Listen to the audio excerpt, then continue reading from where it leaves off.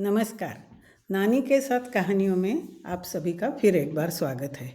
आज आपकी जयश्री नानी एक फिर कहानी लेके आई है आपके पास। कहानी का शीर्षक है दादी बुद्धिमान दादी। दादी के बारे में है बुद्धिमान दादी। एक गांव था और उस गांव में सर्वेश नाम का एक आदमी रहता था। उम्र में कोई 20-25 साल का होगा।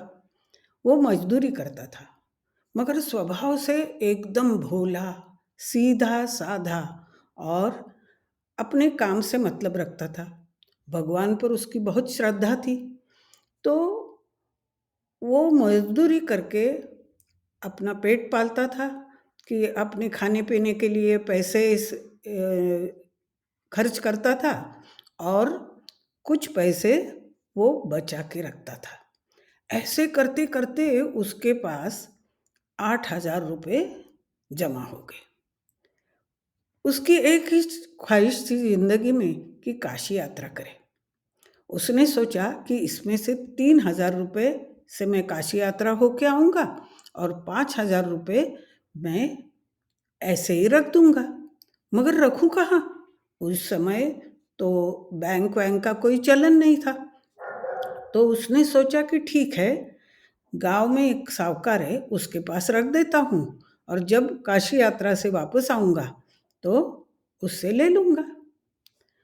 वो 5,000 रुपये लेके साहूकार के पास गया और साहूकार को बता दिया कि मैं काशी यात्रा जा रहा हूँ, 2 महीने लगेंगे वापस आने में, क्योंकि थोड़ा पैदल चलना पड़ता था, थोड़ा बैलगाड़ी से जाना पड़ता था। वहाँ और कोई बस वगैरह ऐसी कोई उस समय सुविधा नहीं थी, तो 2 महीने तो लगने ही वाले थे। तो सर्वेश ने कहा कि मैं 2 महीने बाद आऊँगा, मगर मेरे पास 5,000 रुपये है, क्या आपके पास मैं रखूँ और आने के बाद में ले लूँगा? साहूकार ने कहा ठीक है, रखना है तो रखो, मगर मैं पैसे को हाथ नहीं लगाता। ऐसे करो, थैली में वो पैसे डालो और चलो मेरे साथ। वो अपने मुनीम को लेके गांव के बाहर चला गया। वहाँ एक बरगद का पेड़ था, उसके नीचे मुनीम को बोला कि गड्ढा खोदो। मुनीम ने गड्ढा खोदा। फिर सर्वेश को कहा कि वो पैसों की थैली अंदर रख देना। सर्वेश ने अंदर रख दी और बोलो मिट्टी डालो उसके।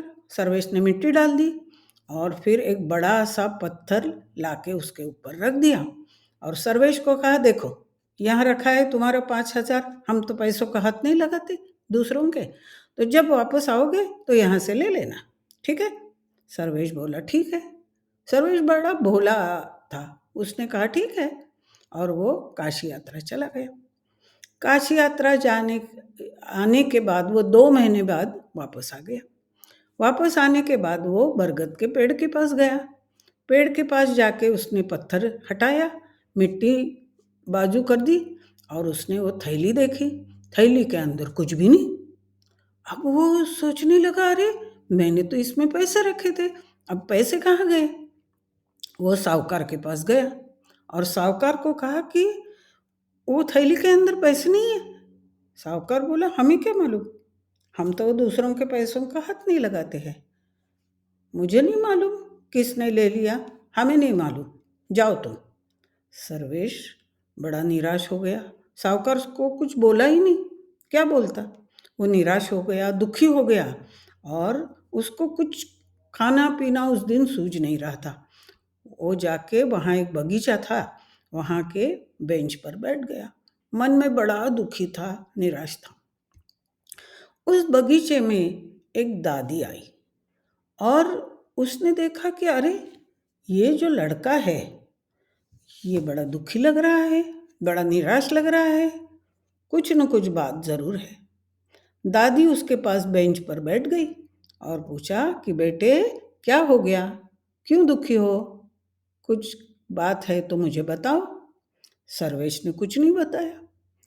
फिर दादी ने उसको बार बार पूछा तो सर्वेश ने सब कुछ बातें शुरू से लेके दादी को बता दी। अब दादी ने थोड़ा सा सोचा अपनी बुद्धिमानी से और उसने कहा कि ठीक है, हम ऐसे करते हैं, हम एक प्लान बनाते हैं और उस प्लान के अनुसार हम सब हमारे काम करेंगे।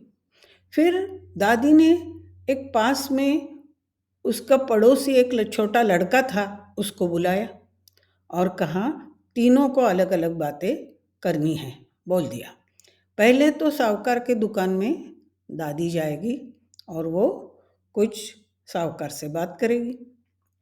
5 मिनट बाद सर्वेश ने वहाँ आना है, तो 5 मिनट बाद सर्वेश ने साहूकार के दुकान में आना है। और दादी ने उस लड़के को कहा कि जब मैं मेरा पल्लू ऐसा कर दूंगी, ऐसा सवार दूंगी, फिर एक बार ऐसे पल्लू सवारूंगी, तो तुम क्या करोगे, दुकान में आके, साहूकार के दुकान में आके वहाँ मैंने जो बोलने के लिए कहा है वो बात बोल देना।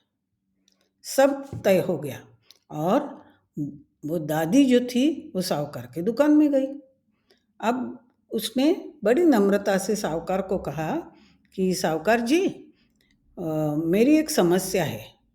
मेरा बेटा है ना, वो ऑफिस के काम से मैसूर गया हुआ है, 2 महीने हो गए वापस नहीं लौटा, कुछ उसकी चिट्ठी नहीं, कुछ भी नहीं। मैं अभी बड़ी चिंतित हो गई हूँ। तो मैं अभी सोच रही हूँ कि मैं खुद मैसूर जाके उसको ढूंढ लूँगी या देख लूँगी कि वो कहाँ है, मगर मेरे पास 20,000 रुपये है। क्या मैं 20,000 रुपये तब तक बेटे को लेके आने तक आपके पास रखूँ? अब साहूकार बड़ा लोभी तो था ही, साहूकार को इतना लालच हो गया, इतना लालच हो गया।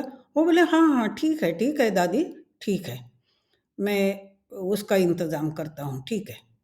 ऐसे साहूकार ने बोल दिया और 2 मिनट बाद सर्वेश वहाँ आ गया। सर्वेश सिर्फ आके वहाँ खड़ा हो गया। अब साहूकार ने मन में सोचा कि अगर ये सर्वेश बात बता देगा कि इसके 5,000 रुपये गायब हो गए, तो मुझे ये 20,000 भी खोने पड़ेंगे। तो 5,000 से ज़्यादा 20,000 तो है, 20,000 का लोभ हो गया। तो उसने मुनीम को कहा, अरे मुनीम, ये सर्वेश के 5,000 रुपये दे दो। मुनीम ने तुरंत सर्वेश के 5,000 रुपये दे दिए। सर्वेश 5,000 रुपये लेके वापस चला गया, दुकान से अपने घर गया बाहर। अब इतने में दादी ने क्या किया, अपना पल्लू फिर ऐसा सवारा, तो थोड़ी सी दूर में खड़ा हुआ वो लड़का था, वो तुरंत दुकान में आ गया और बोला, दादी दादी, आपका बेटा वापस आ गया है मैसूर से, अभी उसको मैंने देखा, वो घर की तरफ जा रहा है, आपको आपके बारे में पूछ रहा था कि दादी कहाँ है, दादी कहाँ है, माँ कहाँ है, माँ कहाँ है, तो चलो चलो आप जल्दी चलो, वो आपका इंतज़ार कर रहा है। अब दादी ने कहा, अरे बेटा मेरा तो वापस आ गया, चलो अब 20,000 रुपये रखने की कोई बात ही नहीं है, चलिए साहूकार जी नमस्कार, धन्यवाद, मैं चलती हूँ। दादी दुकान से बाहर आ गई। अब देखो, दादी ने इतनी बुद्धिमानी से और बुद्धिमानी से आइडिया निकाली और सर्वेश के पैसे उसको वापस दिलवा दिए। कितनी अच्छी बात है ना, कि ऐसी बुद्धि का इस्तेमाल करो कि वो दूसरों की मदद हो जाए। जिन पर अन्याय हो गया है उनकी मदद करना ये सत्वगुण है, अच्छा गुण है। तो अब हम गीता में देखते हैं कि इसके बारे में क्या लिखा है। कर्मणः सुकृतस्याहु सात्विकं निर्मलं फलं रजसस्तु फलं दुःखम अज्ञानम तमसः फलम। अब हम देखते हैं इसके सब जो कहानी के लोग हैं वो किस प्रकार के हैं। तो ये तो भोला था ही, सर्वेश अच्छा इंसान था, नेक था, भगवान पर श्रद्धा रखता था, किसी का कुछ बिगाड़ता नहीं था। तो वो सत्वगुण में सरलता होना बहुत ज़रूरी है। टेढ़े मेढ़े काम करना ये सत्वगुण नहीं है। मन में शुद्ध मन, अंतःकरण शुद्ध और सरलता, तो सर्वेश तो सत्वगुणी हो गया। अब बुद्धिमान दादी देखो, वो अपनी बुद्धि का उसने इतना सही इस्तेमाल किया और सर्वेश को अपने पैसे दिलवा दिए जिस पर अन्याय हो गया था।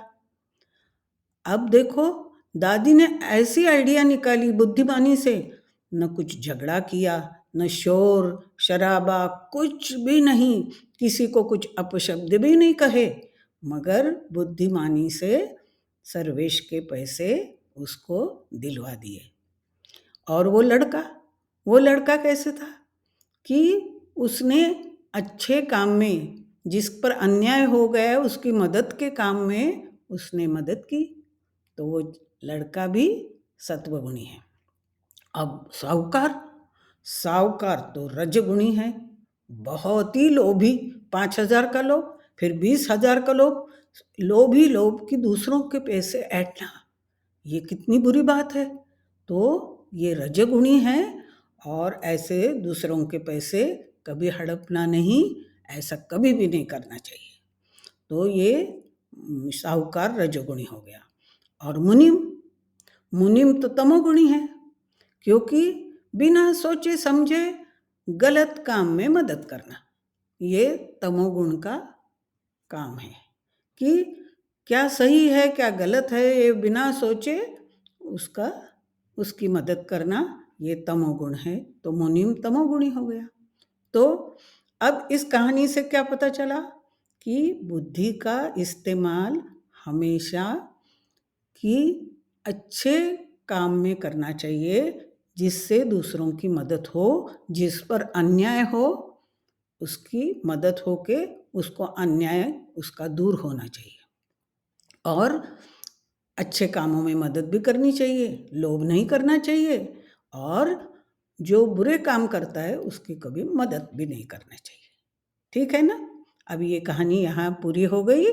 फिर मिलते हैं एक नई कहानी के साथ। मगर आपको कहानी अच्छी लगी तो सब्सक्राइब करना और लाइक करना नहीं भूलना। नमस्ते।